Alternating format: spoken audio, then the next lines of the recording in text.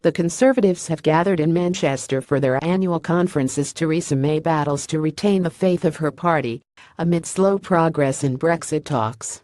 The beleaguered Prime Minister has faced two public interventions on Brexit from Boris Johnson and reported behind-the-scenes division among ministers about withdrawal from the EU.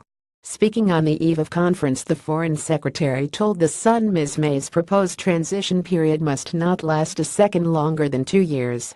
Transport Secretary Chris Grayling later sought to present a united front, saying what I want from the Brexit talks, and what Boris Johnson wants from the Brexit talks, and, indeed, all of us around the cabinet table want, is the best possible deal for Britain.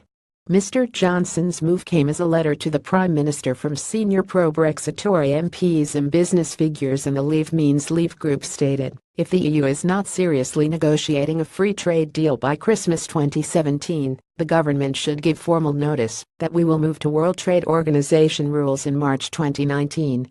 Signatories calling for the hardline stance include former Brexit Minister David Jones, and the issue is set to feature heavily at the Tory conference. Liberal Democrat leader Sir Vince Cable said Mr. Johnson's intervention had undermined the government's Brexit negotiating position.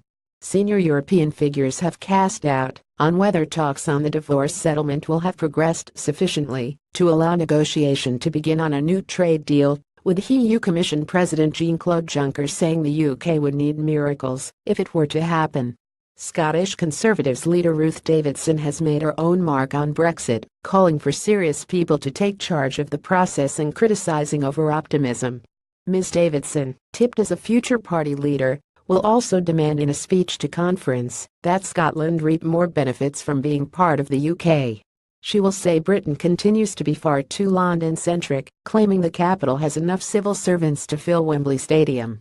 She will add, we live in a country where the property values of London's top 10 boroughs are worth more than all of Northern Ireland, Scotland, and Wales combined.